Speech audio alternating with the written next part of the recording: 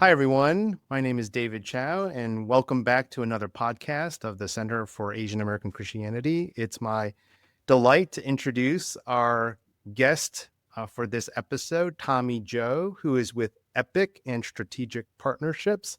Tommy, welcome to the podcast. Thanks, David. Tommy and I, we worked together with Tim Sang for this conference held at the Japanese American National Museum last May that's centered around the 1924 Johnson Reed Act. And I remember so vividly the walking tour you provided of Little Tokyo. So maybe, in today's podcast, we're going to talk about intergenerational trauma, specifically within your family context as a Japanese American. And so I thought one way to tee up that broader kind of intergenerational trauma conversation is just to tell us a little bit more about your own family history and where you hail from. Understood. Where are you from? Where are you really from?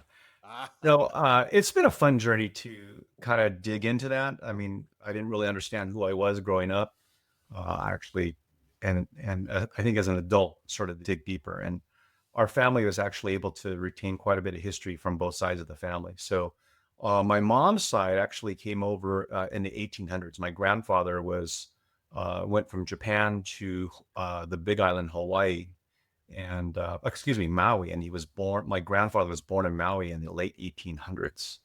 And he was actually a World War I veteran. And then eventually moved to Los Angeles area and started a mortuary business called Fukui Mortuary, which is still in existence today, going on its fifth generation. So my mom's story, she grew up in LA. She's third generation, technically. She spoke Japanese and English. She was born in 1922. And then her and her family were incarcerated during the war, went to San Diego racetrack for a bit, then to Heart Mountain, Wyoming, and then had early release into Cleveland, Ohio. And I can drill down a little bit more about my mom's side of the family. My dad's side of the family is more colorful. They went from Sendai, Japan to Mexico, and they were miners in Chihuahua, Mexico. And then my grandfather actually had a run-in with Pancho Villa and was hired by the US government to assassinate Pancho Villa. And we thought this was a bunch of BS grandfather stories, but it was actually documented in multiple books that the US government hired Japanese nationals to assassinate Pancho Villa. Eventually, they had a mine. The mine was confiscated by the Mexican government. It was federalized by the Mexican government, and we moved to Santa Barbara, California. And or Santa Barbara, specifically, it was Carpinteria / Summerlin. War breaks out, right? And then we're going to harvest a bounty of tomatoes to make money again. And we were incarcerated, put into Tulare Assembly Center, then Gila, and then my grandfather spoke out against the draft, and he was separated from the family, sent to Lordsburg, actually Phoenix jail, where he was interviewed, then sent to Lordsburg, New Mexico, Santa Fe, New Mexico, and then the family was reunited in Crystal City, Texas, which is an family internment camp. So there's a lot of detail in that section. Like I could drill down for hours on each of those sections that I made, but that's a quick overview of my family. We'll drill down into some of it. Say more about around when were you born and where? Yeah, I was born in 1963. I am 61 years old today. I was born in Pasadena, California, which actually has a lot of shaping influence of who I am. Pasadena was one of the first, I think the first school district out of the South that was forced to desegregate. And my class from K to 12 was the first class that went from K to 12 in that desegregation format. So grew up in a very multicultural, multi-ethnic community, surrounded by just a myriad of different cultures and groups. And I loved it. I didn't realize that was unique.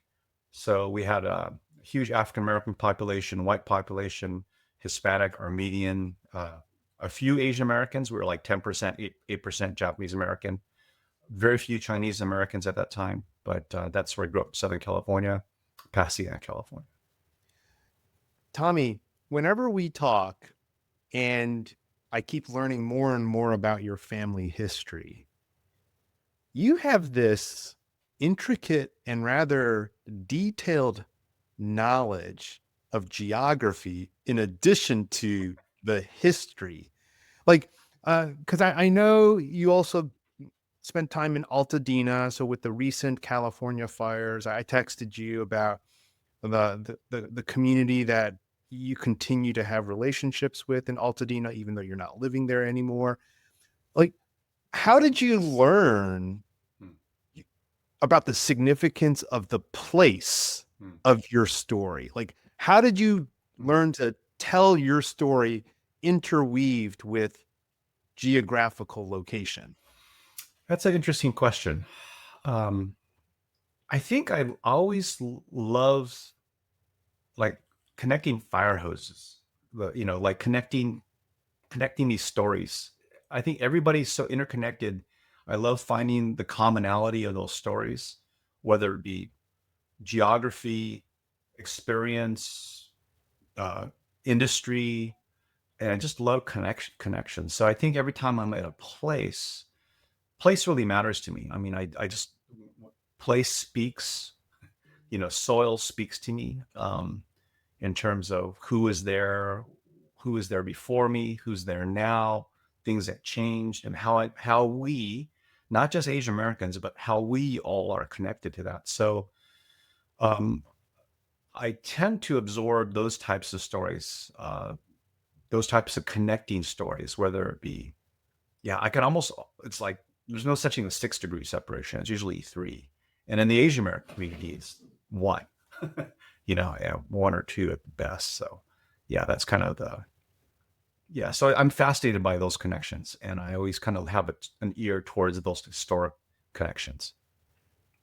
You mentioned your father's side of the family involved with farming, which is a vocation slash occupation connected to the land, Mm, which is a place. interesting. When I think back to my own childhood, one of the memories I have growing up in Buffalo, New York, with my dad and my mom is that my dad kind of created a garden.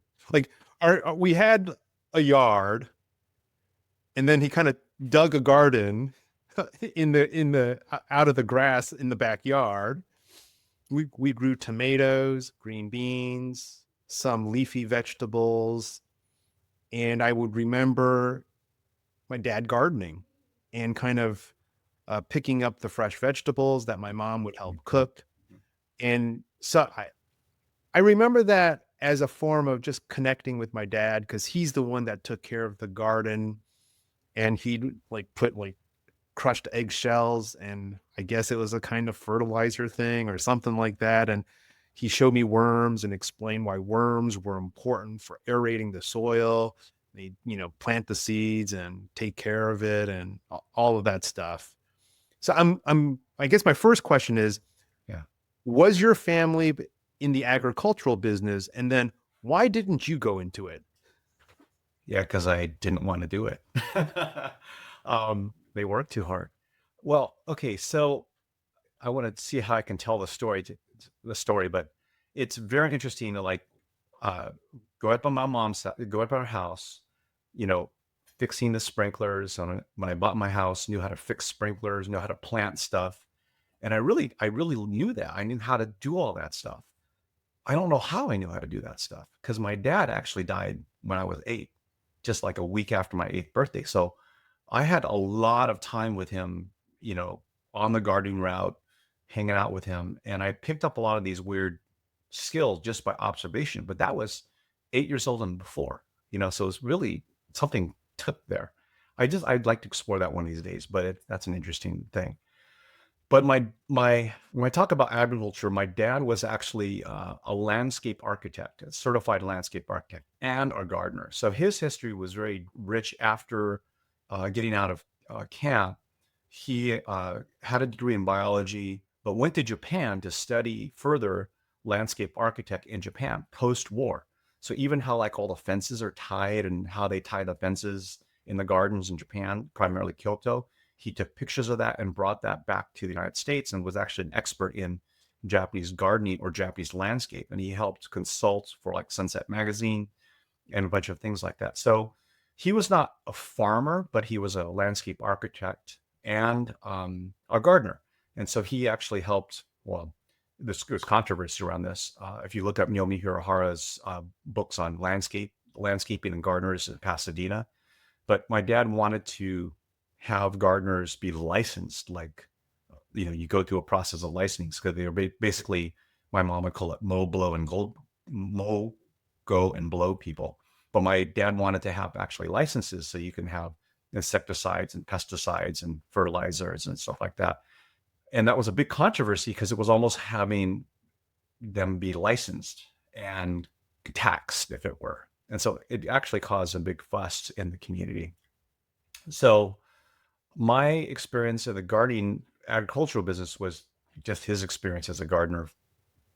Uh, and also, that was the only jobs we can get. Post war, Japanese Americans had to survive. And the only way they can do it is doing gardening work and landscaping work. And there's a whole bunch of different federations that grew out of this, these different community groups that grew out of this. We used to go to these potlucks and fairs that had hundreds of people that would gather around the area that were landscapers or gardeners. It was a very interesting community after the war.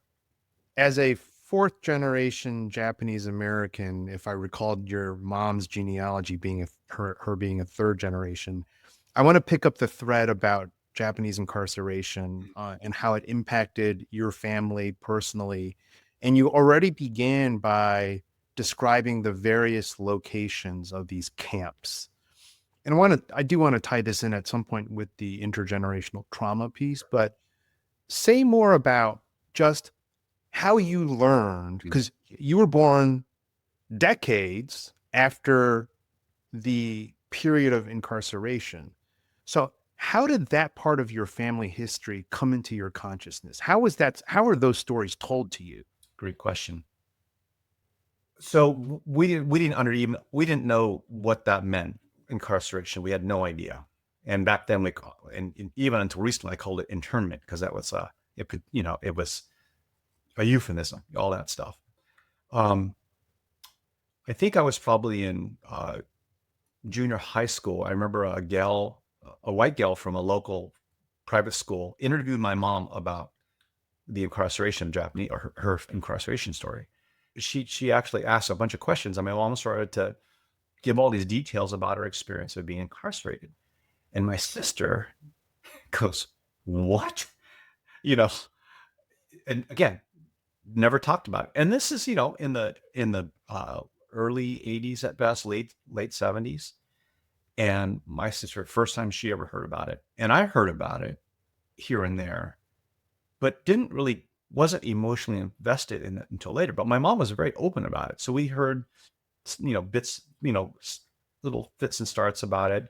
When we go to Mammoth, Mammoth is a ski area about 6 hours north of LA. On the way up, you would see Manzanar, and we would drive off road to go find the little thing. But it wasn't that big of a deal for us. Until I started to get into ministry and understanding my story as an Asian American minister.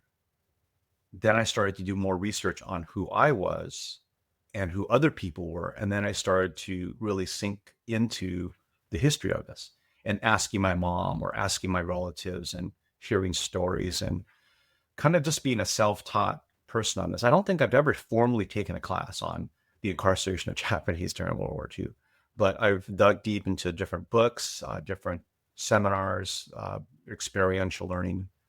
Yeah. I'm not sure if I answered your question on that, but Well, I'll keep probing around. There's a couple sure. of threads that you helpfully provided. You asked a question about my mom's experience or my family's experience, and I was trying to dig with my mom. Okay, Mom, what were some of your experiences? So she was very open, and I wanted to hear the sad, we lost everything stories, all these, the typical trauma stories. And she goes, Look, Tommy, I was 19 years old, surrounded by barbed wire with a bunch of 18 and 19-year-old boys and girls. It wasn't such a bad time. And it's interesting. I go, what? What is that? I don't understand. And then as I'm listening to stories of people who were youth and younger children, they had a great time, and they called it, summer vacation every day, and they had a great time because uh, negatively it disrupted the family, but positively it created this, this kind of this whole thing of kids being together and being able to hang out, and it was very fun for kids. And there's a lot of reporting like that. But then I talked to my, and I go, well, how about your mom and dad? And then her disposition changed. Like, oh yeah, it was really hard on them. That was about it. As you got invested in ministry Mm. as an Asian American minister, that's when you began to poke around your family history. Yeah. Say more about why. Like, what if you didn't poke around your family history? How would that affect your ministry as an Asian American Christian? Yeah. Great question. And I know exactly the point in time of that transformation. So in the in the late 80s, I was working with Asian American Christian Fellowship, and InterVarsity was just starting their Asian American ministry. We were doing things together, and IB was asking questions like to me, as when I was a director of ACE. Yeah. So what does it mean to do? How do you do Asian American ministry? And, and I looked at him and I go, "What do you mean? How do I do Asian American ministry? It's like we just do ministry, but you know." And they go, "Oh, you're an Asian American doing ministry. You're not an Asian American ministry." And that was not a knock, but that was so precise. I was an Asian American doing ministry, but not an Asian American. I had no idea about my context as an Asian American.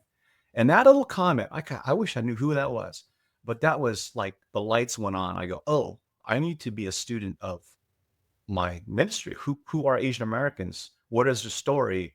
Why do they immigrate? What were the migration forces? All those things we do as sociologists and missiologists today, but I didn't have that language in the late 1980s.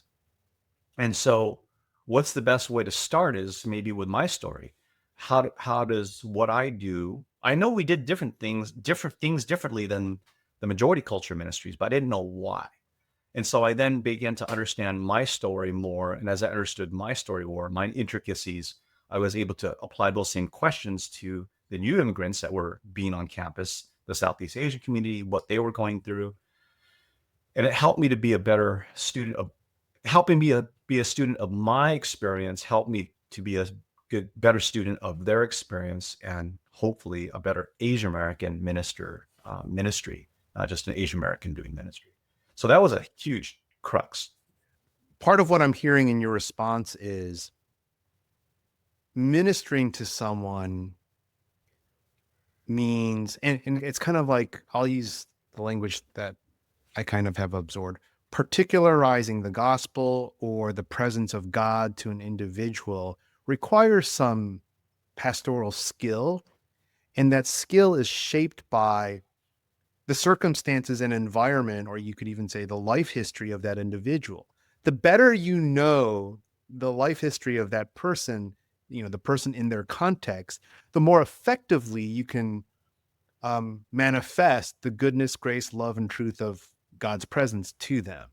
Or else you're kind of just treating them generically, which is to not particularize God's love and presence and message of hope and salvation and love to them. Yeah, and it's kind of it's like you have to teeter totter on some ideas on this, because their experience, as I understand, but their macro experience is not their micro experience as an individual. So I have to be careful of saying, "Oh, you all have this experience, therefore you have this experience." That's the trouble with them. But we can't be naive in terms of the collective macro experience that they've had. So one application of that, okay, let me explain how dumb I am as a minister. So I'm playing these games where we group up into different groups, and how many kids do you have in your family, what generation you are. And I go, okay, let's group up by ethnic origin, origin family. So we had, one Japanese person out there out of 100 people. I'm one Japanese person. Then you had Koreans, and you have Southeast Asians, and you had Chinese, the Chinese community, and then the Chinese community broke up into their subgroups, and then started having a yelling match. It was interesting, cute, and I diffused it right away. And I go, what happened?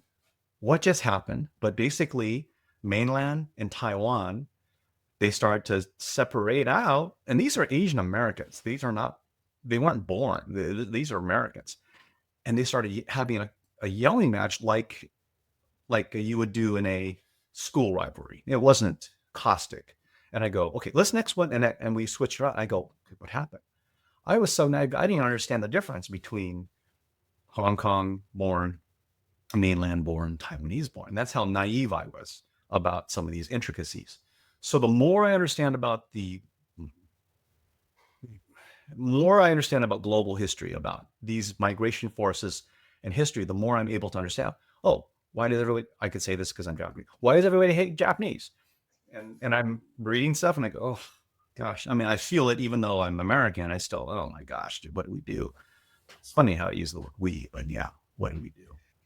That's really helpful. I want to pivot back to how your mom, as a 19-year-old, incarcerated in the camps, and your mom's parents, so these would be your grandparents, they had two very different perceptions and experiences I of know. incarceration. Say more about your grandparents' experience of incarceration. Yeah. So some of these stories I get really choked up on. So my grandfather, who was born in Hawaii, that I mentioned, he was a veteran of World War One for the U.S. He was in the 91st Division, Infantry Division, fighting in France. He was short, so he was a messenger. So he went from trench to trench as a messenger, so to speak. They didn't have internet back then, so he was a veteran. After the war, he started the American Legion Post, Commodore Perry Post in Southern California, with people like the Uno family, Uno as in the Judge Uno family, and who was also a veteran of World War One. So he was a patriot. My During the incarceration, he also started a mortuary business that was very successful. That met the needs of culturally Japanese Americans and Japanese nationals because they spoke Japanese. They understood both the Christian and the Buddhist and the Shinto intricacies, so they were very vested in the community. When World War II breaks out, the FBI visits his house and basically goes through all of his stuff to say, "Oh, you're a community leader. I think we suspect you of potential, things." Well, the story is told at this is my story that my mom told, is that the FBI was at the house. The older FBI was interviewing my grandfather face to face, and a younger FBI agent was walking around the house, found some government documents, which was the charter for the American Legion Post, and he showed the older FBI, "Hey, look at these government documents," and the older FBI agent rebuked the younger one and said, "Put those back." And looked to my grandfather, says, "Mr. Fukui, I understand you're a patriot, but I am just doing my job." So it was a wink, wink, nod, nod to, yes, the FBI agent was doing his job to investigate, but he also realized that my grandfather was a patriot. My grandfather also got orders that he was going to be incarcerated. And I have to fact check exactly what happened, but he went to the Commodore Perry, the American Legion commander, and say, "Hey, I'm a veteran of World War One. Can you do something about this? I'm a patriot." And there is basically he said, "A jab's a jab, and nothing I can do to help you." And there was a discussion about revoking the American Legion charter at that time because he was now an enemy alien. And so that was a very painful thing that my grandfather carried on his heart. He was, and then after the war, there is he was still a patriot, but he was scarred by that story, by that happening. The scarring is deep. I can imagine your grandfather in the trenches of World War One. He survives World War One. He comes back to his beloved American homeland and then gets served these papers to get incarcerated for the country he risked his life for in World War One. Yes. I can only imagine the sense of betrayal that he must have been sitting with. And you mentioned the word scarring. So that's two generations before you. Um, Along comes Tommy in the early 60s. Say more of how you observe that scarring from the 40s to impact your family history, and how you might even bear on your shoulders some of that pain. Yeah. So go back to my mom. My mom's a trooper. She lost her husband at 50. She was very involved with our family, very involved with scouting, very Americana. We are scouts to the core, back down to the 1930s, on my family. Um, we had these events at places where there's a lot of space. So one of the big places that we would go to, they had these council-wide events where all the scouts would come and show their displays and show their scouting skills, was at San Diego Racetrack. And my mom and our Boy Scout troop was a Japanese American unit. We chose to congregate in different groups. So there's a lot of Japanese American Boy Scouts back in the 60s, 50s and 60s. Again, this period would be early 70s. And going to San Diego Racetrack, my mom never said it while she was a scout, but she always said, "Yeah, I really had a hard time going to San Diego Racetrack because that's where her family was incarcerated." And I understand my mom is a Blue Hero church lady, very proper. And so I'm going to say things that are a little unedited. You might have to edit, but I'll just say it because I think it'll impact you'll understand the gravity. So when my mom was incarcerated, or my mom's family was incarcerated, she told stories that when they got to the assembly center, they had white canvas bags, and they said, "Okay, see that pile of straw? Stuff your bag with a straw, and that's your mattress." So she actually articulated that. And I've seen photos of that, and that's wild. And then she says this: because we were a nice family, and because we were a family, we got the nicer units, which was the horse stall instead of the tents. Again, Blue Hero church lady, and it smelled like horse shit and piss.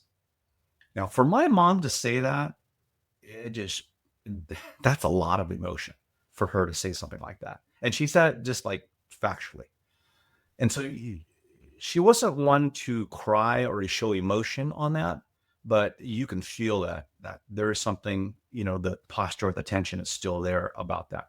So going to San Diego Racetrack, it still brought up that trauma, and listening to those stories go, oh, you carry something with that. That's something you really did carry. Yeah, you had fun stories, but there was something there that wasn't all good and happy joy.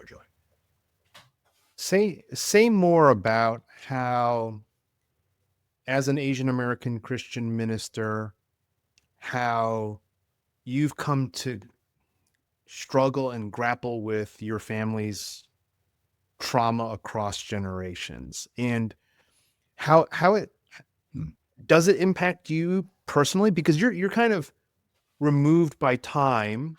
I mean, you live in Southern Cal, so you're sort of proximate to some of these locations, but you also have this sensitivity to place, as we started in the beginning of the conversation. So how has Tommy grappled with these issues of trauma within the family?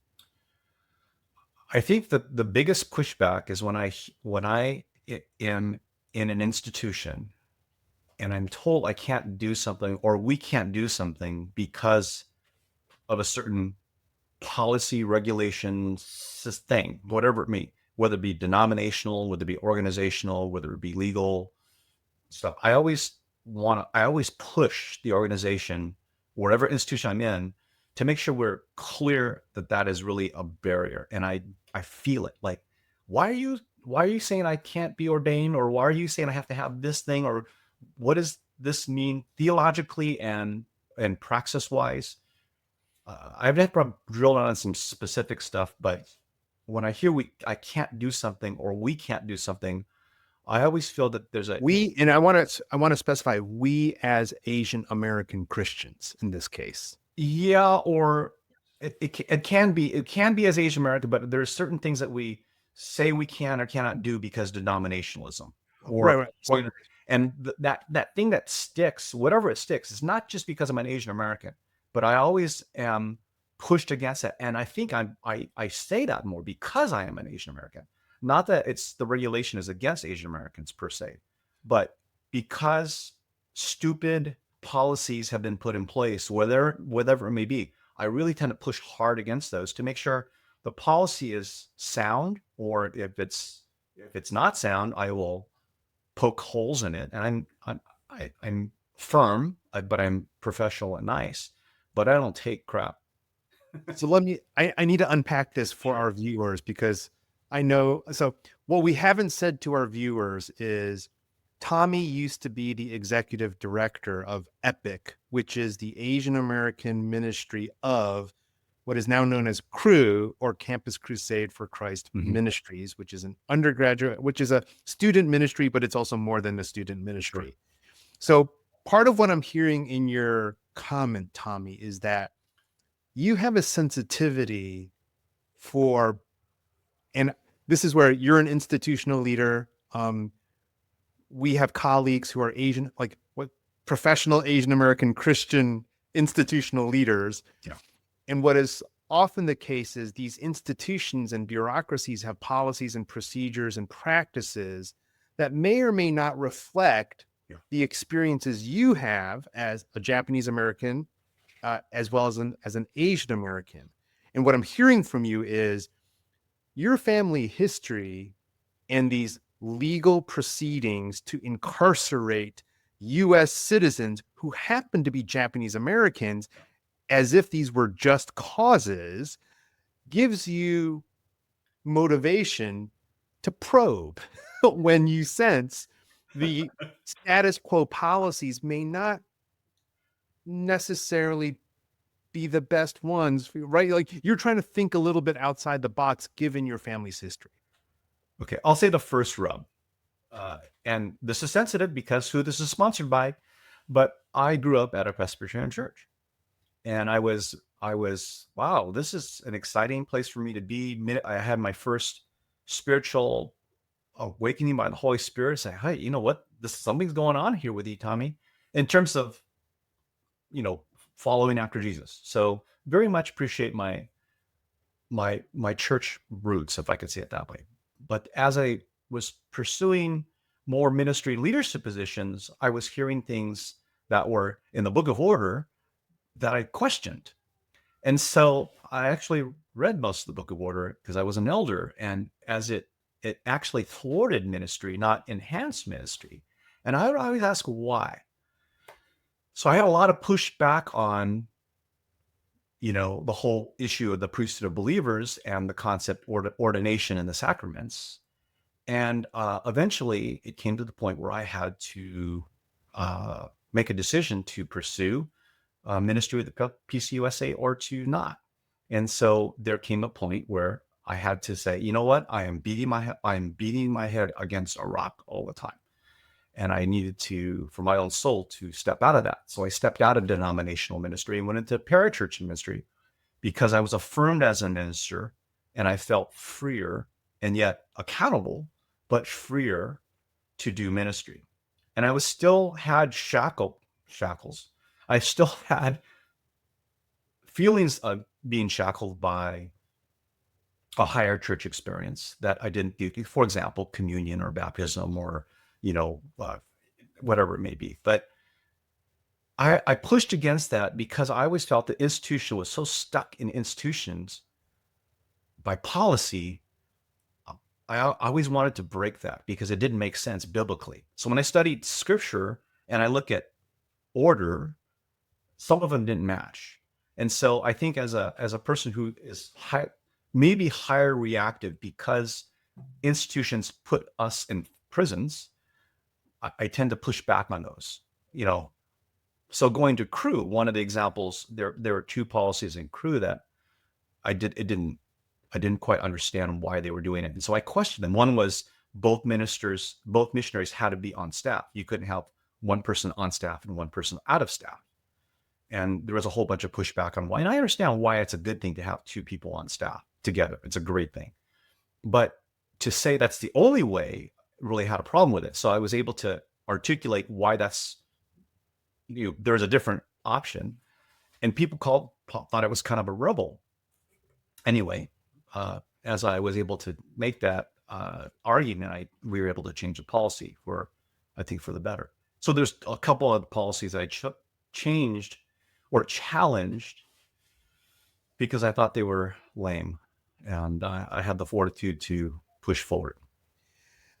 Well, that's really helpful. This Tommy, as a leader who's a bit on the rebellious side, some of that may be just dispositional to your own personality and kind of character, but some of it may be connected to your social environment.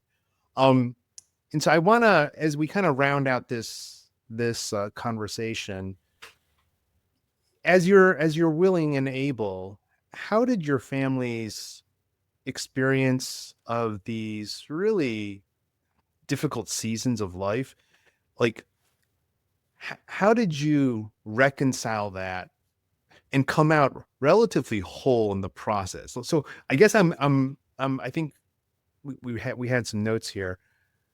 How are you moving towards healing and wholeness given the the challenges within your family's history with incarceration? Yeah.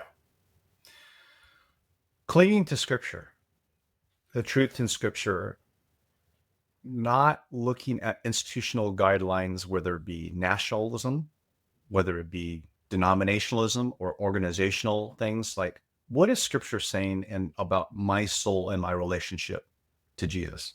Sounds so preachy, but that's where I ultimately it just goes down to, okay, you might have a problem with the church, but what is Jesus saying? What is the Lord saying in this truth? And I have to anchor there. And that I think that I always measure my disposition, my attitude towards that just basic fruit of the spirit. But it doesn't mean I don't hurt, you know. And I thought this whole generation, this kind of little, like the lament. I lament. I am angry. I am passionate about things. I don't display it too much on publicly because of some other reasons. But I hate conflict. But but I'll push conflict where necessary. Um, I always thought this trauma stuff was a bunch of malarkey. You know, I don't experience trauma until I started explaining my history. When I went to live in Tokyo, when I explain my history, I often stop, choke up, and tears come down. And I go, oh my gosh, I guess I do have generational trauma. I guess I do carry something. Why am I crying? I didn't experience it, but I do relate to that pain. And I am able to feel that and to imagine all the history, all the people behind us that really experience that. I know I do carry that. That's really powerful, Tommy. Um, Anger, conflict, how we respond as Christians to these feelings that are very intense and can override what we cognitively know we should be doing. How did you grow in these areas? Like, because I take it that there are some reflexive responses. Being Asian American, some of us may be conflict avoidant. As Christians, we're called to embody the fruit of the spirit of peace, joy, and love, and patience and kindness. And anger doesn't, seem to fit that. You then mentioned lament. Well, that's an undervalued spiritual virtue, I would say. We want to proclaim victory in Christ, but there's the lament piece that is equally biblical and scriptural, right? So, how did you learn about lament? How did you learn to not avoid your anger and to not minimize conflict when appropriate. Yeah. Tell me about your growth process in these areas. Woo. So lamentation is grief and lament. Experiencing my dad dying at 8, I have never cried that deeply in that long, and that bubbles up even today into my 60s. And it'll bubble up, like, driving down the road to a fishing spot, and all of a sudden I see a fence, and all of a sudden I start crying and go, "What the heck was that?" You know, so that's grief, trauma, but lament, and I'm okay with it, and I'll go there with people, not just for my grief of my father, but grief of other things. So I'll allow myself to cry. Um, uh, the other side of grief or feeling is I'll demonstrate anger instead of being hurt. Right, so that's a very man thing to do. And so sometimes when I see something that I should be crying for, I am angry at, which are kind of two sides of the same coin. So when I see certain types of unjust things, I will get angry at it. Or if somebody says something policy wise or something or off colored, I will frequently. I don't actually yell at them in anger, but I will be very snippety about, hey, you know what? And I'll call them on that. And I've called people on very high platforms when I see that type of injustice. So I'll call people on it.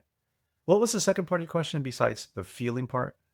So there was conflict avoidant and anger minimizing anger, lament. These were Yeah. just the three buckets. I'll call people out. So my reaction as somebody who has been hurt as a class of people, when I see something, I'm definitely not perfect in this too. I mean, I've hurt people too, but when I see something, I will mention or I will say something about it.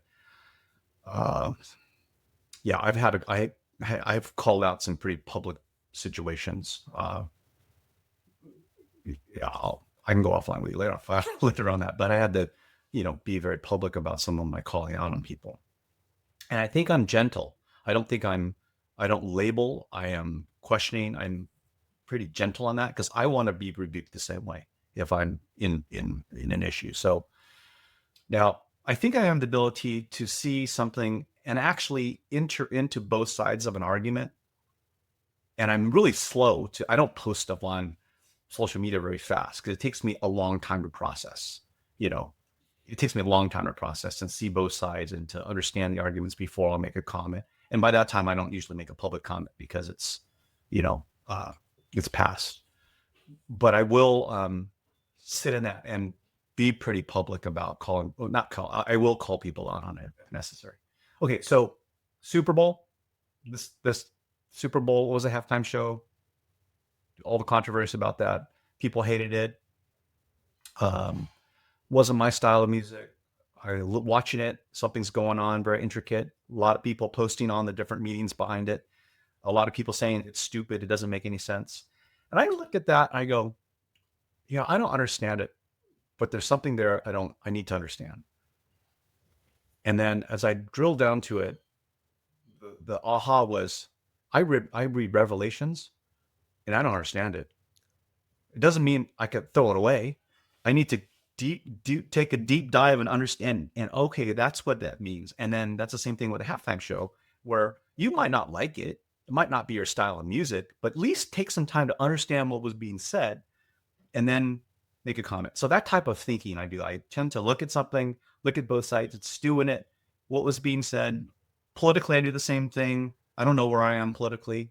People don't know where I'm at politically, which is okay. That kind of stuff.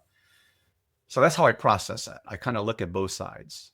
Even the incarceration, I get myself in trouble with the incarceration. Was it justified? Was it not justified? I could see other arguments. I'll make a stand, but I could see other arguments. I appreciate your deliberative process. And yes, the book of Revelation is perplexing, but it's part of our canon uh, of scripture. Any closing thoughts about intergenerational trauma? I think again, it's almost like the Super Bowl thing. For I don't understand it. It doesn't make sense. I don't. It doesn't make any sense to me whatsoever. But I think you need to take time to listen to what people are saying about intergenerational trauma, even though you don't believe that it exists, or maybe you do believe it exists. Take some time to understand what people are saying in that. Spend a little bit of time understanding the language, what they're saying, some of the feelings. You don't have to agree with it, but just understand their language and where they're coming from, and then how that might affect how they then react in the future, or how they process life. Because I think that to understand what trauma is in different communities, because we all have different types of trauma, different layers of trauma, different reminders of that trauma, different coping mechanisms with that trauma. I think we just need to take some time to understand the perspective, to make like, okay, I can understand your perspective. I might not agree with you, but just understand that you can sit in that and learn about that.